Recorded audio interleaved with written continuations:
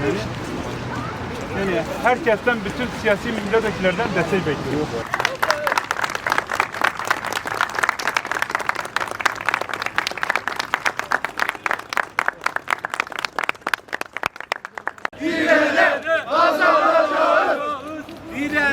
Direne kazanacağız.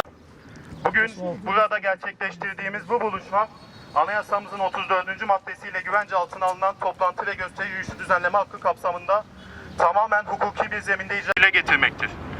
Mercan Tekstil bünyesinde alın teri döken, gecesi gündüzüne katarak üretim yapan onlarca işçi kardeşimiz, aylardır ödenmeyen maaşları ve tazminat hakları nedeniyle bugün ağır bir geçim mücadelesi vermektedir.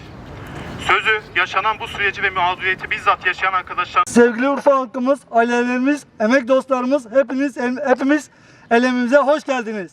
Bugün mücadelemizin 1. haftasını geride bırakıyoruz. Hatırlayacak olursanız Şubat ayında patron işleri durdur dedikten sonra bir süre belirsizlik oluşmuş, sonrasında ise fabrika tamamen kapatılmıştı. Ancak bu süre baştan Mercan İplik patronu hukuksuzluklarıyla ilerledi.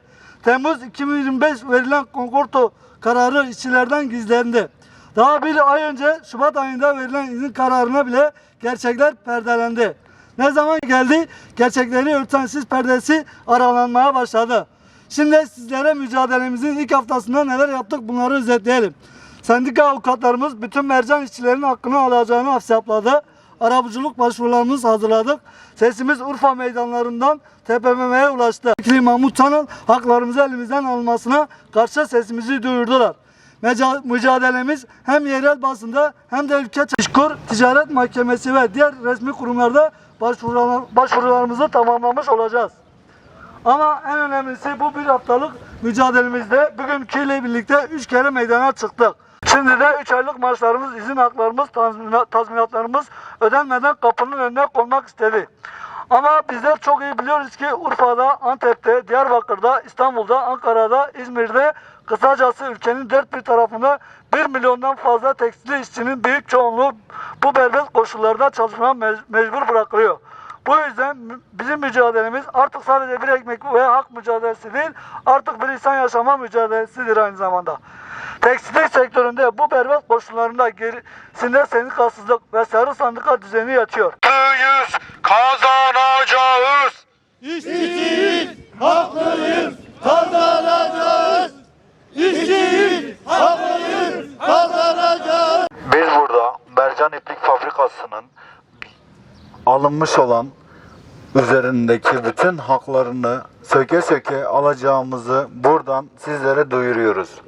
Buradan Ferit Şen Yaşar'a, Dilan Kontayan'a, Mahmut Tanal'a teşekkürlerimizi borç biliyoruz. Sesimizi duyurdukları için herkese ve özellikle de siz değerli kamuoyuna teşekkür ediyoruz. Değerli arkadaşlar, işçiler, emekçiler, mücadele edenler, her birinizi DEM Parti adına saygıyla selamlıyorum. Mücadelenizi selamlıyorum. Direnişinizi selamlıyorum. Hep birlikte bu mücadeleyi büyüteceğimizi buradan Topçu Meydanı'ndan bildiriyorum. Yok sayıldığı, işçinin görmezden gelindiği, her geçen gün emeği yok eden anlayışla yönetilen bir ülkede yaşıyoruz. Ama bizler direnenler olarak, bizler mücadele edenler olarak her zaman işçinin, emekçinin yanında olacağız. Mercan İplik işçileri yıllardır bu fabrikaya emek veriyor. Yıllardır bu fabrikada açlık sınırının bile altında çalışıyor. Büyük kar eden patronlar büyük karlarını ettiği zaman bu işçileri, bu emekçileri görmedi. Şimdi ise Temmuz ayında konkordato ilan ediyor. Fakat bunu işçiden gizliyor. Neden? Çünkü karını nasıl paylaşmadıysa yarın öbürsü gün iflas edersem bunun bütün borcunu da işçinin boynuna bırakırım diyor. Biz buna müsaade etmeyeceğiz. Biz bu işçinin de emekçinin de sesi olmaya devam edeceğiz. Ne zamana kadar ki Mercan İçlik Fabrikası, İplik Fabrikası işçileri, emekçileri hakkını alacak, ancak ve ancak o zaman durulacağız. Bu hakları gasp edilen işçilerin yanındayız.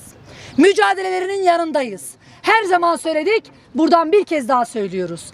Biz işçiler patronlardan büyüğüz. Biz emek verenler patronlardan büyüğüz. O patronlara da, patronların arkasında duran sermayedarlara da, iktidarlara da geçit vermeyeceğiz. Bir kez daha Topçu Meydanı'ndan haykırıyoruz. İşçinin, emekçinin yanındayız. Haklarını da söke söke alacağız. Yaşasın işçi mücadelemiz, yaşasın Mercan İplik Fabrikası'nın mücadele edenleri. Her birci,